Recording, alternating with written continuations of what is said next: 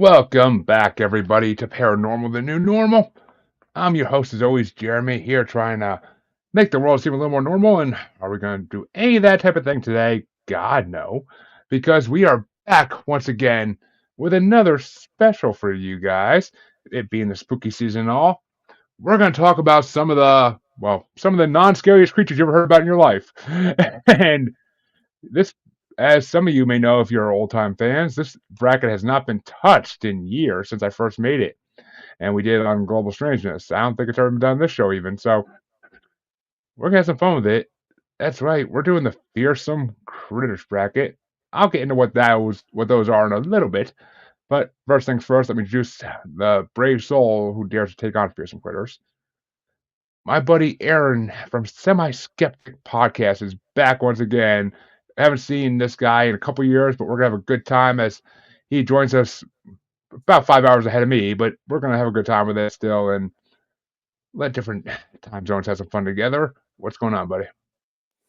Not much, my friend. Just keeping an eye open for things and seeking the truth as always. One day at a time. What else can we do? What else can we do? But, well, folks, for those who don't know, Fearsome Critters were creatures made up by settlers way back in the 1800s, early 1900s, to explain noises and things that happened to them as they were going through the wilderness. And while some of these could possibly be true and exist, a lot of them most likely do not. I mean, we'll get into it as we get through these, but a lot of them most likely do not exist, I don't think. Otherwise, this world would be a lot more interesting. But I'm talking to you, Cactus Cat. But let's get this show started because you guys all know how brackets work, and Aaron knows how brackets work, so we're good to go. The first matchup, and actually got to look up what the other one is because I don't remember what the other one is, but it's going to be the good old aggro pelter against. It's one of my favorites. Yeah, I know, right? Against the snow wasset. Ooh, that's a pair up. These were all randomly generated too. I did not ever put these matches together. They were randomly generated when I first made this bracket. Nice. Okay. So when you say verses, in which context now? Because I've heard these people do these brackets before, and they seem to change it all the time. Oh, I mean, with this one, I'd say people can pick whatever they want to win because there's no reasoning behind these creatures, and there's no reason why you pick each one. I mean, I know why the original one we did. I know why what one won, but I'm not going to try to recreate that again. I'll let Aaron be a man of his own decisions. But which way do you want to go, Aaron? The aggro pelter or the snow wasset? It's got to be aggro pelter. I mean, snow wasset's cool and everything, but it's just a white worm, isn't it? I mean, yeah, it's aggro pelters are basically a simple way to explain branches falling off a tree when they die, but it's kind of interesting to think of a creature being up there throwing things at us all the time. Which I kind of like how it, because obviously they say like they're so quick at doing it that kind of like the hide behind. Whenever you go to look, you've already missed them. Exactly. And so whenever someone gets hit by a branch and they look around wondering where it's gone and they can't see anything, they'll go, "Oh, that's the aggro pelter did it," which is like the descriptions of it differ, man. I mean, a lot of them say it's just a monkey. Other ones say it's like an ape that's a bit longer. Some say it's brown. Some say it's a jet black with like a white skull face. So it's who knows. I mean, and the fact that they eat like woodpeckers and owls is just and I love that their pups are born on February 29th and always arrive in odd numbers. That's just, to me, that's hilarious. That's freaking hilarious. I mean, it's I like the aggro pelter. I'm happy you picked it because the snow wasset is cool, but it's kind of boring, I think, in a way. Like it's like a watered down version of Tremors. Basically, with like a furry, like fox type creature too. That's the funny part. It's not even like a actual scary creature, but that means Agriculture does move into round two, and to find out who's going to face it, You have the hoop snake versus the razorback. Now, the razorback, I tried looking up on the razorback, and all I could find was it was a type of warthog, isn't it? Basically, Yeah. I mean, But the hoop snake can bite its own tail and just go around with like a little wheel. that's pretty. I mean, that's pretty hard to beat in and of itself. But razorbacks are badass as well, aren't they? yeah, I mean, Well, which kind of hoop snake you going for? Are you going for the traditional one that bites its tail and goes off, or are we talking the Australian one that has like spindles from like separate spines in the middle? I mean, I don't know. I mean, you can go whichever way you want in that one, really. But I like the idea of a silly snake biting his tail and rolling down a hill. I mean, for someone who doesn't like snakes like me, that is the most fearsome thing ever that they could be faster even. Yeah, and it's Because weird they that already when are pretty they fast. yeah, but when they They're run pretty away from fast. their prey, they do it on their belly. It's like, what are you doing? Mm. Surely to get away, you'd go faster. Get on your wheel. Start spinning, But brother. I mean, the razorback, for those who don't know, is basically it's a breed of hog in the South that people say is still out there, and as its back goes 10 inches above where its tail is, and basically it has almost like dinosaur spikes on its back. Oh, okay. Hmm, that's pretty sick.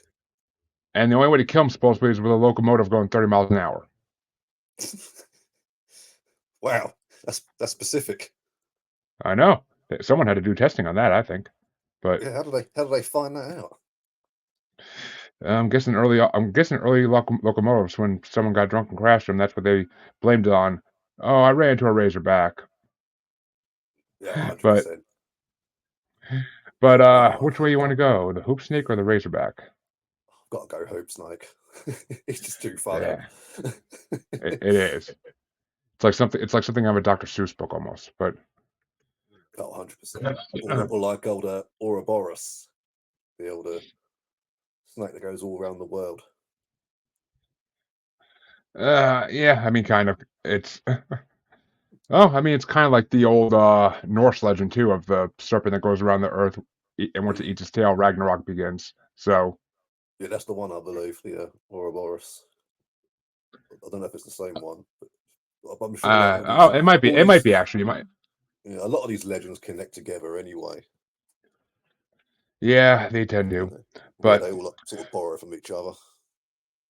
that means that you have this hoop snake facing the agriculture in the next round. But for your next matchup, it is going to be the side hill gouger versus the gilly galoo bird.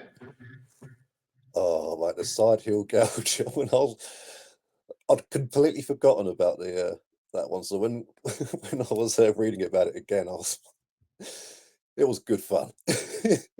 So the gilly, let me just quickly go into my notes because there's quite a few birds on this list, which is quite cool. Well, I mean, there's a lot of birds when they were exploring America that they never heard of, but Mm. Oh, yeah. Ah, yes, of course, yes. Yeah. Ooh, a gilly galley or the side hill gouger. Well, I like the idea of an animal with short legs on one side and long legs on the other, only being able to move in one direction and having to fight other ones to the death if they're coming the other way. That's always great. And the gilly galoo, that's also a hillside one, isn't it? I don't remember off the top of my head what the hell their gilly galoo is. Uh, Oh, yes, it nests on hillsides and lays the square eggs. I forgot about that one. Like little dice. Yes, if you hard boil them, they have the characteristics of dice. Yeah. But Yeah, and apparently you can tell they're around by hearing a very painful shriek followed by a relieving yowl. Well, giving birth to a square egg, I can imagine that would happen. I imagine that'd be a very painful birth, but Mm. Ooh. Ooh, it's got to go to the... and their history goes back to Paul Bunyan too. So Yeah. Yeah, quite a few of them do, I've noticed. Which is well, that's when quite all these funny. settlers were settling, was when they were making up the Paul Bunyan tall tales. So Yeah. Well, he's a giant lumberjack himself, isn't he? So that makes sense. yes, it But is. So which way you want to go? The square-egg bird or basically the deformed goat? got to be a deformed goat. I love goats at the best of times, but you get one with short legs on the right and long legs on the left, you're guaranteed a good time. Exactly. It's like the it's like the freaking waitress at the bar that you don't want to get because she's gonna spill your beer everywhere. But Like the lady in Deadwood. You ever see that show? no, I've always wanted to watch that. I never had a chance to Oh, actually. it's awesome, man. Yeah, there's a lady who works in the tavern there, and she's got a gimp leg. She's great. Oh, there you go. But that means to see who's gonna face the side hill gouger. It's gonna be either, and I love this one, the Pacific Northwest tree octopus, One of my favorites. or the squonk. Oh, that's a hard one. Oh, because I love the squonk. Shout out to Joe Fogel. Yeah, it's basically it's squonk is basically just a poor crying ugly creature. Yeah, it's basically like a deflated Shar-Pei that just walks around the woods crying about being ugly. Yeah, to some degree. I love the squonk though. He's so cool with his wrinkled skin and his ways. But then oh mate, yeah, the tree octopus. Because I sort of remember like some years ago, like 6 years ago it would have been. There was a post saying like celebrating 20 years of the tree octopus. And I read up about it then, and oh mate, it's so funny. It's just an octopus that lives in trees. I know it's hilarious, but And their it's the main most random predator, thing ever. Sasquatch. But which way you want to go? Oh yeah, and Sasquatch eats them supposedly, but Yeah, it's their biggest predator. So you have to go with a squonk. poor little ugly squonks. They are if you see pictures of them, they are literally the ugliest thing ever. But almost in a But cute way. almost, yeah. It's almost like a wrinkly naked mole rat, folks. If you want to picture something like it's like a wrinkly naked mole rat, almost in a way. But really fat pig sized. Yes. Wonder how they taste. But Leathery, I'd imagine. Yeah, I would think so. But you ever been to Squonk Palooza? Can't say I have. Oh, so Joe Fogel from Cryptoteology. It's a festival he puts on. They had their second year this year. It was cool, man. Yeah, people go there and they just celebrate the squonk. And they have all these different like cryptid games you can play. It's cool, man. I've not been because it's all over in America. I'm sure I'd have fun with it. I'm definitely sure I'd have fun with it. But yeah, man. I'm guessing it's out west though, and I'd have to travel for that, and that'd be. Oh, I think so. Yeah, I did actually save it around here somewhere. I think it's like Pittsburgh or something. Begins with a P. One of those areas. Oh, there it is. Pennsylvania, Johnstown, Pennsylvania. Oh, that's not too far. I could travel to that. That wouldn't be too bad. Yeah. Probably be like a 70-hour drive, maybe. But actually, not even. Maybe depends where it is. In Pennsylvania, I'm not sure. But that means the Squonk will move on to face the Sidehill Gouger in round 2. But the next matchup, and I love this matchup, it's the Whooper Hopper. Ooh. First, going against one of my favorite cryptids ever, the Hodag. Hodag, 100% every time, twice on Sunday. Me and Chris, my co-host on our show, we love the Hodag. It's just, it could I be our I think mascot, just like in Rhinelander. I think there actually is a festival for the Hodag too. Yeah. They got the old Hodag Festival, and he's of course the mascot for Rhinelander. Is it their high school or their college? And I I know think it actually is a their sports team is called the Hodags too. yeah, I believe so. Yeah, it's their team name because it was originally supposed to be from that area.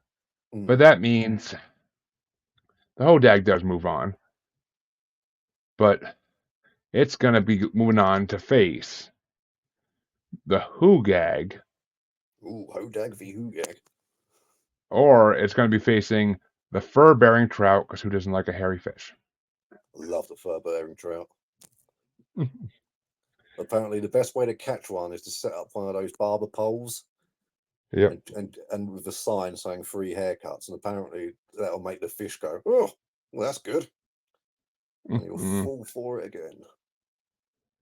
Exactly. I mean, but the Hoogag, for those who don't know, it's basically a moose with a huge upper lip and jointless legs, so it can't lie down and it can't graze. So it basically walks around looking like it's straight out of a Dr. Seuss book. Yeah, it's mental. Yeah, it has to sleep leaning against trees. And apparently it has nails all around its feet so that it can hide its path, so no predator can follow it. Or hunter. That's But pretty handy. yeah, I imagine that coming handy. So you want to do the Hoogag or the hairy trout? Gotta be the hairy trout. Oof. Nothing like a hairy trout. Who doesn't want to see that on their plate for dinner? I can't say I would, but that would turn me right off from eating. Yeah, But have a knife, fork, and a comb. that means your next matchup to see who they're going to face in round two. Actually, I know the fur-bearing trait will be facing the Hodag. But, sorry, Trout. But the next matchup is going to be the Glawakos, or Glawakas. But it's basically a devil cat going against the Goofus bird. Oh, the one that flies backwards. Yes. And has upside down nests. Yep. And it was originally known as the Philamalu bird or the fruit fly bird. Basically, it looks like a turkey. It looks like it's a turkey with one pink wing, one black wing, a long green neck, and silver scales. That's what you want. That'll look good on Thanksgiving dinner plate right there. But yes, did you want to go the Glowacus or the Goofus bird? Gotta be the Goofus bird. Those things are fantastic. Well, to find out who the Goofus bird is, or what two are even competing to face the Goofus bird, you got to do your first play-in matchup of the day. It's going to be, oh God, the Splinter Cat. Ooh. Which is, for those who don't know, it flies through the air, and when it hits a large tree, it knocks the branches off, withers the trunk, and leaves it looking like a silvery ghost. So it likes to run into trees, and it does it so it can expose raccoons and bees to eat. Quite a variety diet there, bugs and raccoons, but... And it gives it a permanent headache, so it's always in a bad mood. And when you're in the dead of winter, folks, and you hear trees cracking in the woods, that's the Splinter Cat running into trees, just so you know. That's not just nature being nature. But yeah, that's not frost making wood expand. No. Yeah, no, not at all. It's flying cat. But that means that the Splinter Cat is facing the Wapaloosie. Ooh. Wapaloosie. Remind Which me, my friend. it is the size of a sausage dog and has the feet and toes of a woodpecker. It has a spiked tail as well, which it uses to climb trees because it only feeds on mushrooms that grow on trees. Yeah, I like that guy. He's cool. He's like a little shrew with like chicken feet. Yeah, basically, and it's basically like a squirrel that just stays in trees all day looking for mushrooms. So it's like a squirrel that likes to take trips. But so is it gonna be the Splinter Cat or the Wapaloosie? Wapaloosie. Which means the Wapaloosie goes into round one, and the Wapaloosie will immediately be taking on the Tea Kettler. Ooh. That's the Which it's funky just little dog creature, isn't it? it's a small stubby-legged dog with the ears of a cat.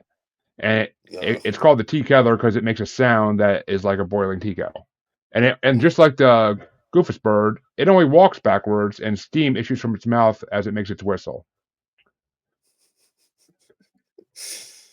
Fantastic. Ooh. So you got the Wapaloosie versus the tea kettler. Got to go the tea kettler. Which means in the next round you're gonna have a battle of things that like to go backwards. But nice. We're gonna keep moving forward to the other side of round one. Ooh, for one of my favorite matchups. That was You smooth. have yeah, that's right. But it means you have one of my favorite creatures, the good old Snallygasta, which is, for those who don't know, is half reptile, half bird, and has a metallic beak lined with razor-sharp teeth, along with octopus-like tentacles. But cool. the Snallygaster is going against quite an interesting foe, the Whirling Wimpus. Ooh, okay. They're both beasts as well. Like if we're talking, like, because for some reason these fearsome critters, for the most part, aren't fearsome at all. But between these two are fearsome.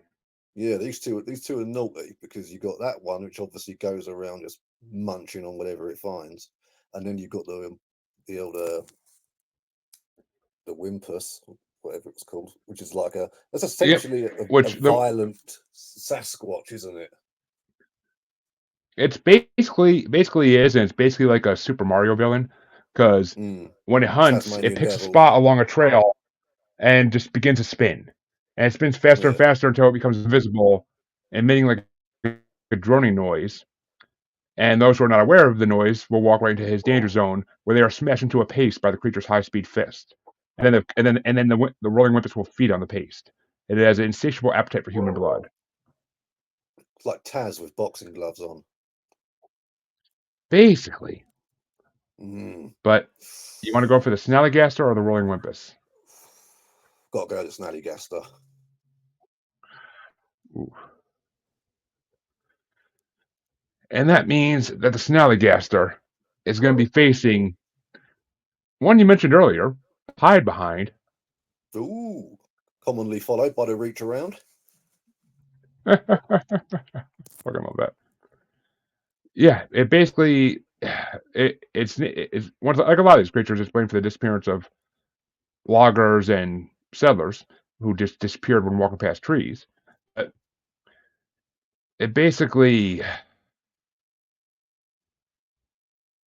you can't really find a good description of it. It looks like a dog, basically. But yeah, it's a weird one because some say it's like a dog, some say it's like a big muscly cat, but then other ones say, well, if you can never see it, how do we know what it looks like? Exactly.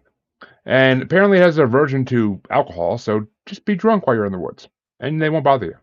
But yeah, so if you're a lumberjack and you're caught drinking, tell them, "Oh, I'm doing it so I don't get eaten by a hide behind." Yes, exactly. But the hide behind is going against the Tripodero. Tripodero is a cool one because he reminds me of those. Like, have you seen those sniper fish? Can't say I know those. Yeah, they suck water into their mouth, and what they do is that they stick their head above the water and they shoot bugs out of the air, and then they eat them when they fall down. The same as like a pistol shrimp when they crack their things together so hard it shoots a bubble and it knocks fish out before they eat them. So this while you think the big old while you think about this one, I am gonna grab something really fast so you can think about this one for a second, because this is a tough one. The Tripodero has two telescopic legs and almost looks like an alien from Doctor Who, in my opinion. Yeah, or a tripod type thing almost, like an organic tripod from like War of the Worlds or something like that. It is a crazy one. I was thinking about that too. It kind of does look like a War of the Worlds creature. I mean, Mm. in a way. I mean, I can't imagine. It's supposed to be from California, which makes sense because all the weird things are from California. all the non-Americans that. Oh God, don't be starting in Florida. There's actually a podcast I'm friends with called Florida Men on Florida Men. Oh, good podcast. I've been on there before. I haven't had the pleasure of being on yet, gentlemen. If you want to bring me on, you're more than welcome to. Oh no, sorry. They was on my old show. Sorry, I wasn't on their show. There was one of them came on my old show. Oh. Yeah. Okay. But yeah, cool. It's an interesting show because they pick the best topic in the world. Because how can you not do a podcast about Florida? Especially if you live there and you know all the locations that are weird and creepy. Yeah, it's like one example for people is a guy robbed a convenience store, not with 2 guns, but with a baby alligator in each hand. And I don't know what's more scarier. Yeah, pointed them at the cashier. And, oh mate, I'd rather get shot than eaten by an alligator. I mean, what's easier, to get a bullet out of you or to get your arm sewed back on when an alligator eats it? Yeah, get that bullet out, knitting needle, bottle of vodka like in the movies. Yeah, exactly. Oh God, man. But so, which way are you thinking of going, the Tripodoro or the hide behind? Got to be the hide behind. Really? Yeah, the hide behind's a classic. I mean, they're all classics, really, but. I know, yeah, they're all 150 years old. But the hide behind, I don't know. To me, it's too mild. It's too. You think so? I don't know, but it's your bracket, not mine. I just like the Tripodoro because it looks like a straight out by Alien movie. But the hide behind definitely would be a good choice as well. Oh, but also I've forgotten the Tripodero also has telescopic legs, doesn't it? So it can be really small and then make itself big. Exactly. Pops up behind bushes. It's Yeah. might have to be the Tripodero. I like the idea of it having clanky legs. Yeah, it's creepy, but that means the Tripodero will face the Snallygaster in the next round. But I love these two. Your next matchup is the Man-Eater of the Idaho Mines. Oh, nice. And it's going against the Axe Handle Hound. The Axe Handle Hound's great. Because I just love how its diet is axe handles. But I like the Man-Eater of the Idaho Mines because it's just one of those, like, no one knows anything about it. It's just, they found skeletons, so there's this gray grizzly groundhog-like thing that has to live in there and eat people. Yeah, but I like that one as well because that one's kind of like, because no one really knows what it is. Exactly, it's the mystery of it all. That could be real. Because it could just be a bear or something. But at the same time, if there's something out there eating people, that's scary. Which, but it basically it's going against a dog with an axe-shaped head. Like, literally a creature that. Yeah, apparently, it's just a weird dog. This one. Yeah. It's just like you say, it's just like a sausage dog. Its body looks like an axe handle. Its head looks like a hatchet blade, and it just goes around eating people's axe handles. Exactly, it's the dumbest thing ever. I love it. It is, really is, but the Man-Eater's got to take it for that one. But that means to see who's going to face the Man-Eater. It's one of my favorites. But the first competitor is the Boger Owl. Oh, yeah, okay. Which, for those who don't know, is basically an owl that can hold a human in its hooks. Yeah, it's like but that's all they really know about it. There's not really much out there about it.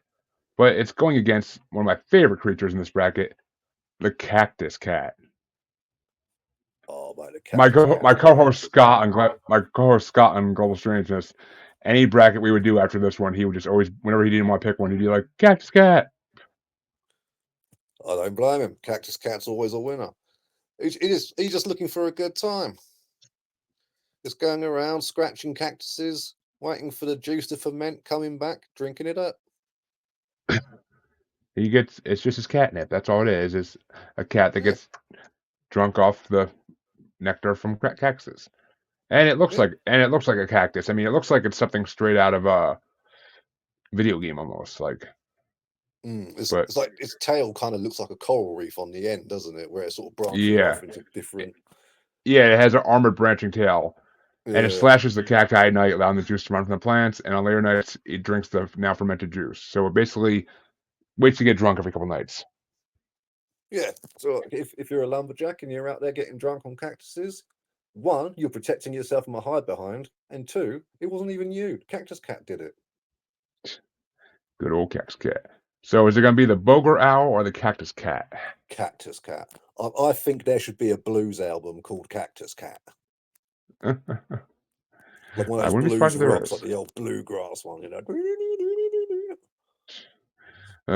But that means that Cactus Cat will gladly face off against the Man-Eater in the next round. But the next matchup you have, one of my other favorites, but first, you have the Joint Snake. Oh, nice. And folks, that's only 2 out of 3 snakes we talked about tonight so far. We'll get to the other one in a little bit. But it's going against one of my favorite creatures ever, the Dungovin Huta. Oh, yes. The Scarface of the fearsome critters. Well, as I like to call it, the cocaine crocodile. Mm-hmm.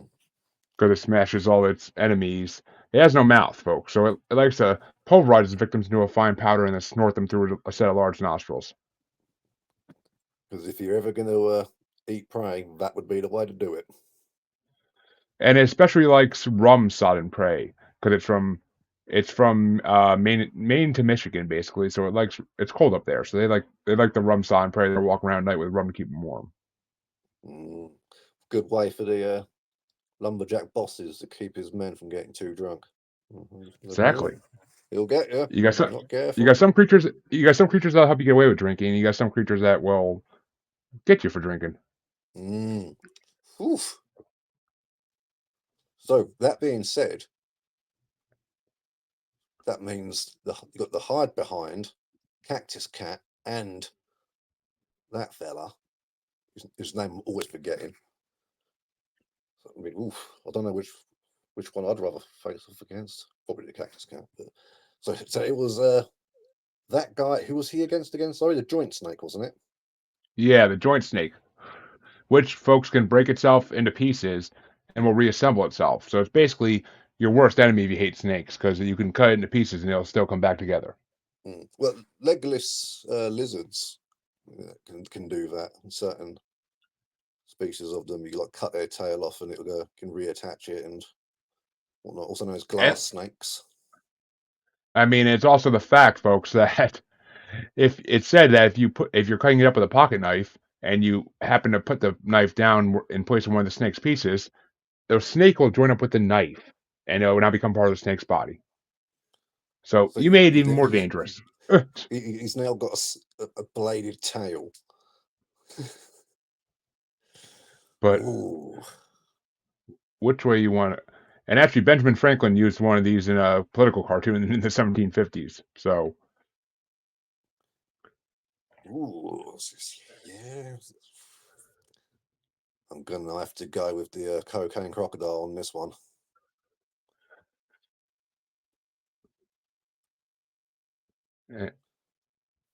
Yeah, cocaine crocodile was a favorite in the original bracket. But that means you have the third and final snake in this bracket, the snow snake, up in the next matchup. But I mean, snow snake is to me not like really a special creature, really. No, it's just a white snake that goes through the snow. But it can live in the snow, which it makes it dangerous because most snakes can't, and if you think you're safe in the snow. But it's going against a classic, the Wampus Cat. Oh, I like the Wampus Cat. He's cool. He is, and apparently, folks, it's a cat that you can hear whining about camps at night. It's green-eyed and has occult powers. Yeah. And in the 1930s, North Carolina folks blamed it for killing livestock. Yeah, a lot of these things get blamed for killing the livestock, don't they? You find that quite a lot. Just lazy farmers, I think. But yeah. Oh, 100%. 100%. I do like psychic kitties. Psychic kitties. They will get you in trouble in life. But they will as well. Don't you worry about that. Yeah, it's better than a snow snake, isn't it? Oh yeah, I mean, a snow snake's just a dangerous snake. But yeah, we've got loads of them. Tell me about it, especially where you are.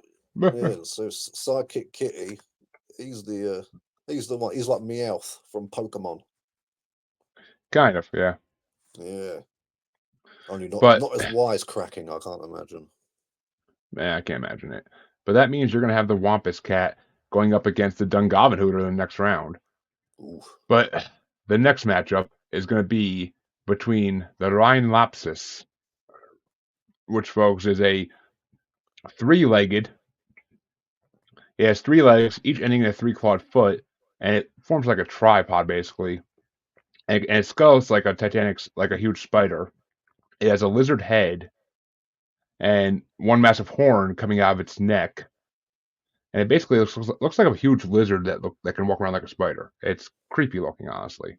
But it's cool, the Rhinelapsus, yeah, it's cool. I mean, but it's also going against the Gumberoo,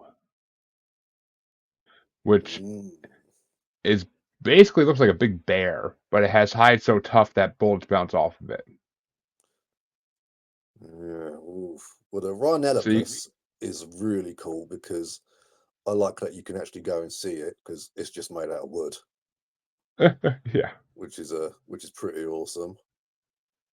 And I mean, basically in this, you're going with the tripod against the bulletproof bear. Bulletproof bear's kind of boring though, isn't it? And it's like I think it's scary. The only way to kill it is with fire, which makes it explode for some reason, which makes me think it's running around a field of gunpowder. Maybe. Yeah. Or they eat enough of those berries to get them drunk, and I mean, I guess if you put a flame to it, natural reactions may happen. But but which way you want to go? The Rhinelapus or the Gumberoo? Gotta be the Rhinelapus. It reminds me of what's that big monster from Stranger Things? Oh, the oh my God! How can I? Yeah. I know what you're talking about. I can't. I want to say leech, but I know it's not right. The Mind Reaper. Something like that, isn't it? Yeah. I forget what the hell it's called, but Mind something. Who knows? It'll come back to us soon. It should, hopefully. But Mind Flayer. Mind Flayer, that was the one. Yes, Mind Flayer. Yeah, Mind Flayer. Yeah, it kind of reminds me of that with his long arch-like, trunky legs. Yeah. But you have your next play-in match, your last play-in match of the night, to figure out which one of these creatures is going into round 1. And you have the Belled Buzzard, which is basically a buzzard with a sleigh bell or cowbell attached to it, and it flies around making noise. But it's going against the Jimblecute. Oh yeah, that's a strange one, the Jimblecute. Yeah, it's kind of like I tried reading up on it, and they talked more about the Jefferson Jimblecute paper more than they did the actual Jimblecute itself. Yeah, Well, the key to any of these folks is to put cryptid after the name, and it'll pop up. But Yeah. yeah, the Jimble is a ghastly phantom that resembles a prehistoric monster, and it attacks travelers on lonely moonlit roads. It has a vampiric appetite, and it likes to lunge out at passerbys and seize them by the jugular, draining them of their blood. And so it's basically very similar to a snallygaster in ways. But Sort of vampiric. other than that, people don't really know anything about it. Well, I do like the bell buzzards. And supposedly it can have several tails. Because those are based in fact, the old bell buzzards, because people used to put bells on their like turkeys and birds and stuff, so people wouldn't steal them. Yeah. Well, they wouldn't get, or if they got away, they out in the woods, they'd be able to hear them moving around. But because one of them was seen flying over while there was an outbreak of yellow fever, people decided then, it comes when some massive catastrophe is on the way, and it's like, okay, if you think so. And actually, it's funny you mentioned Jefferson Jimble Cute, because he actually once displayed the creature as a sort of dragon or some such animal with several tails and many legs. So, he tried to give it a little more of characteristics. But you want to go with the bell buzzard or the Jimble Cute? I'll go with the buzzard. Which means the bell buzzard moves into the final matchup of round 1 to face the famous ball-tailed cat. Ooh. Now, I like the ball-tailed cat because, it's basically which one are we going for? Because there's a couple of types, isn't there? Because they've got the one with the plain sort of rocky kind of tail, but the big ball on the end, or you got the one with the spikes on one side. The original one, which is similar to a mountain lion basically, but has a long tail and with a solid bulbous mass at the end for striking its prey. And the other versions you're talking about are the silver cat and the digmal, which weren't they didn't come up with those to the 20th century. But the original one was just a mountain lion with a big, basically scorpion tail to hit people with. Yeah, it's got to be the ball-tailed cat. All right, and the ball-tailed cat. So you're going with ball-tailed cat over the bell buzzard? Yeah, it's a cat with a morning star. Exactly. And hey, Harley, thank you for watching as always. But that means round 2 gets started off, and you're now going to be going through matchups you made. So it's all on you now. Excellent. But it's the aggro pelter versus the hoop snake. Aggro pelter takes that. Aggro pelter's a hard one to beat. It is, but we'll see as you go further on if it's that hard to beat. But because it's going to be facing one of these two in the next round, it's going to be facing either the side hill gouger or the squonk. Ooh. I'm going to have to go with the squonk against the side hill gouger for sure. I love the side hill gouger. He's cool and all, but my squonky squonk, he's just a great laugh, isn't he? Well, he's not. He's miserable as sin, but I think he's a great laugh. He's good to laugh at. Exactly. And you feel bad for him too. He makes you want to cry. But like, you poor creature. But and he that means himself.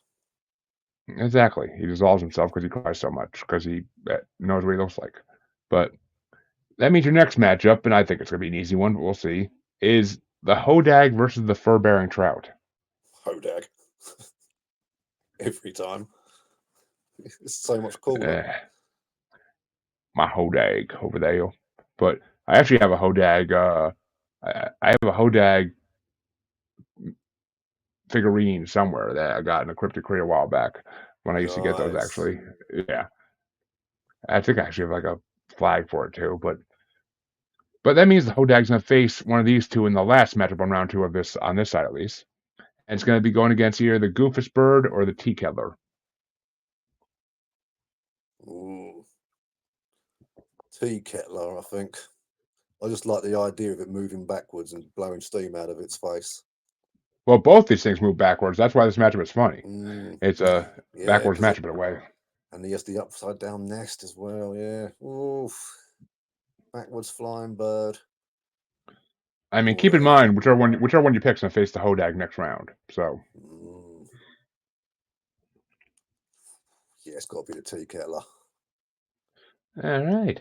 Well, that's gonna bring us to the other side of round 2, and the other side of round 2 is gonna get started off with the Snallygaster versus the Tripodoro. Well, it's going to be this. It's got to be the Snallygaster on that one. Tripodoro's cool, and he's got the whole sort of shooty thing going on because he can like shoot mud and stuff. But I feel the Snallygaster, he comes up on top. I mean, he's got like metal jaws and like wings and stuff. He's just, yeah, I like the Snallygaster. He's a naughty one. Which means to face the Snallygaster is either going to be the man-eater of the Idaho mines or the Cactus Cat. Cactus Cat. He's just too cool. It's got to be Cactus Cat. Because for all we know, they're both the same. Could be. Bigger conspiracies have been talked about in this podcast before. But, Snallygaster versus Cactus Cat. That's going to be an interesting matchup right there. But this next matchup, though, is just as interesting. And it's only in round 2.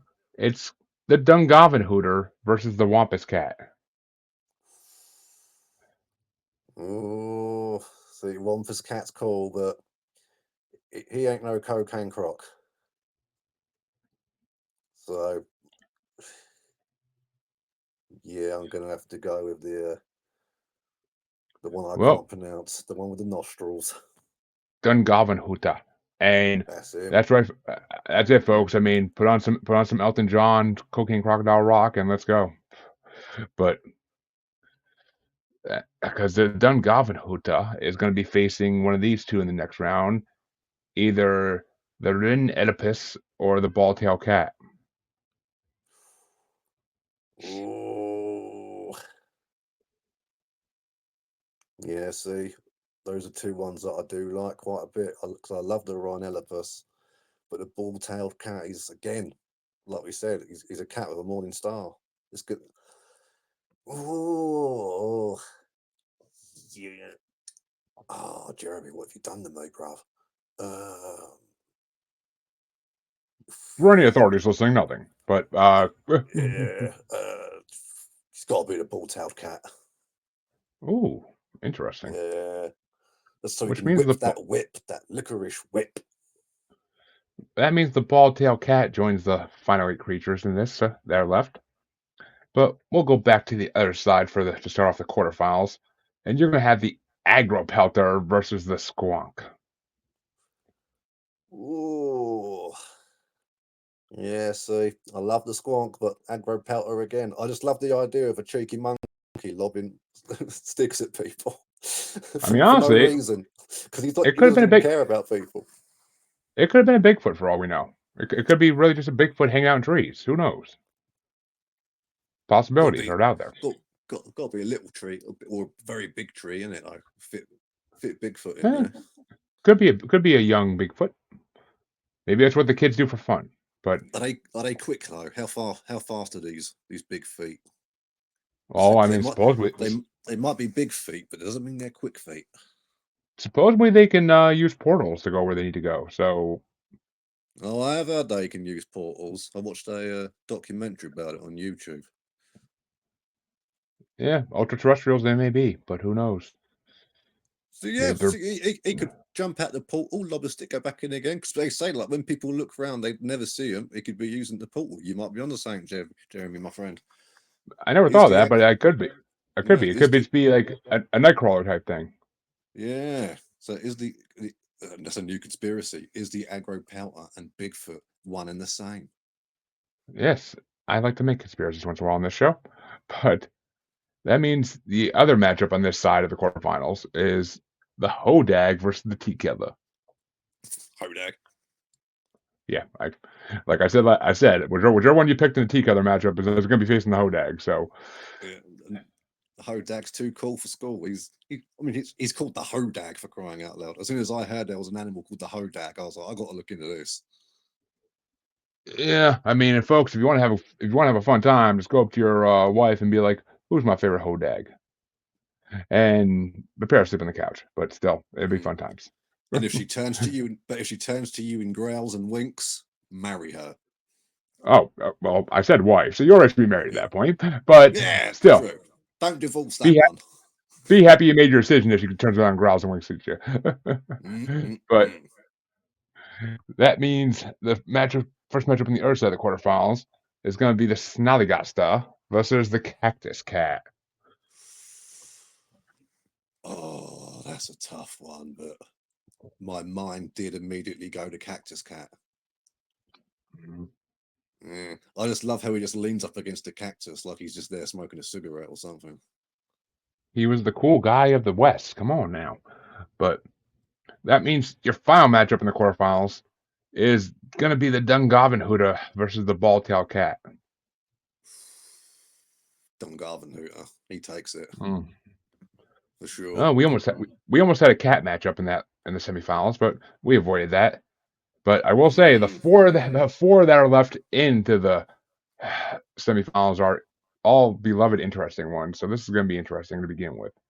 But your first semifinal matchup is the Aggro Pelter versus the Hodag.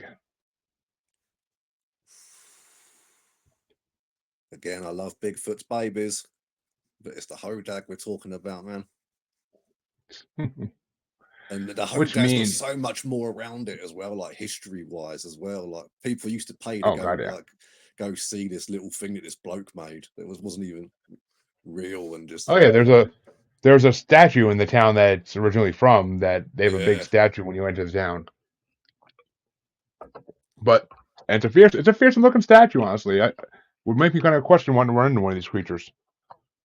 But it's got some gnarly teeth on it. It does. But that means the Hodag moves into the final matchup. But the Aggro Pelter will be back to see if it can take third place. But before we get there, we gotta go to the other semifinal matchup. And it's gonna be the Cactus Cat versus the Dungarvanhooter.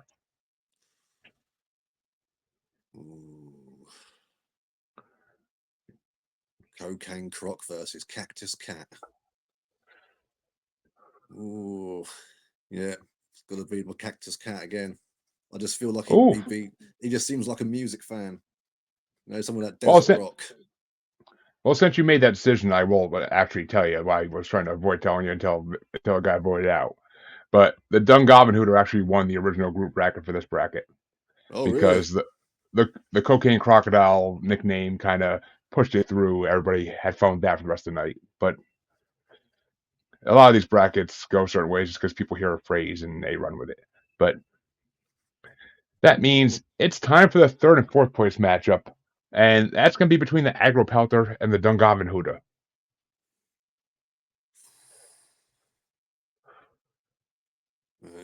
Aggro Pelter. It's got to be. Ooh, I did not see that coming.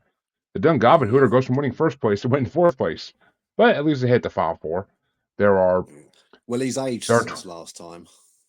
Oh, yeah, a little bit. But there also are... I mean, there are 32 of these... Oh, no, I'm sorry. 30 of these that didn't even hit the final four. So, you know, it's all fair in love and war. But that means the finals matchup is going to be between the Hodag and the Cactus Cat in a true legendary final matchup. Yeah, it's going to have to be the Hodag. Which means the Hodag officially takes first place, putting the Cactus Cat in second, with the good old Aggro Pelter taking third place. Hashtag Bigfoot Babies. And in fourth place, the Dungarvanhooter. Hashtag Cocaine Crocodile. I love that we've got a Cocaine Croc, a Larry Monkey, a Hodag, and an alcoholic cat.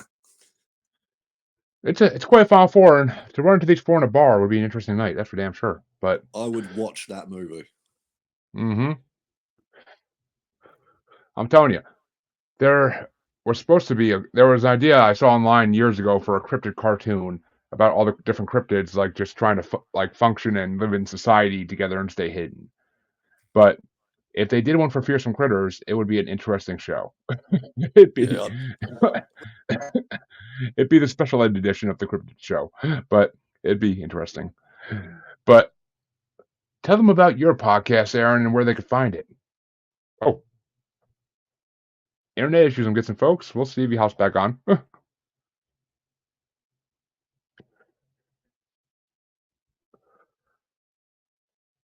Give him a minute here. Ah, there he is. Sorry about that, my friend.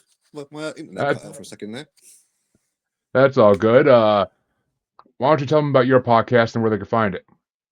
Well, our podcast is called Semi-Skeptic, and it's literally just me and my mate Chris. We look into all the weird things of the world, be it Bigfoot, 9/11, anything like that. If there's a conspiracy or sort of debate behind existence of certain things, we just like to look into it with an open mind, because with these people, we like to put the evidence and science first and everything, but we also understand that science can't explain everything until it can.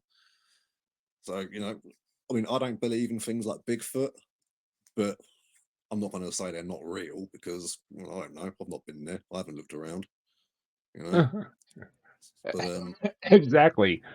More people need to have this man's attitude. But and actually, they're closer to being proven. They're closer to being proven real than ever. So, do you reckon? A California scientist has been working and finding evidence. So it just has to be officially authorized by the government that this evidence is real. Which good luck with that. California scientist, though. We'll see. I just feel like he's probably a surfer or a stoner. No, she's a real scientist. She's very professional. She actually wasn't even looking for Bigfoot at first, but then she found something she was testing a lake to get different urine samples, and she came across one that couldn't be identified, except that it was primate in nature. Oh, cool. And then she also found some fur after she started looking that can't be identified either. So there's possibility of proof coming sooner than later. I mean, the government already knows it exists. They just have to admit it. But good luck with that. Like I said, the next big pandemic, that'll be the announcement. Not since they did UFOs the last one. Next one will be Bigfoot. But we'll see. We'll see. And go check out Semi-Skeptic. Go check out Semi-Skeptic Podcast. Real. I hope it is too. I've been hoping it's real since I was a little kid. But folks, go check out the Semi-Skeptic Podcast. And if you go way, way back in my episodes on YouTube, you'll find an episode with both of them on it, Aaron and Chris. So go back and check it out. And you all know how to find me. If you don't by now, just shame. But go check the outro. It's all there for listeners, for watchers. It's been going to get on the bottom of the screen the whole time. Come on now. But until next time, everybody. Actually, I'll be back tonight, folks. We're doing our group horror movie bracket. It's finally time to do the Hospital Asylum horror movies bracket part 1. So come listen to us talk about horror movies later tonight. It's right up there in the Halloween season, but I know Aaron will probably be in bed by this point, but we'll see. I think it'd be about 2 a.m. your time, but come check it out, folks, and have a good night. If I don't see you later. Thanks very much, Jeremy, my friend.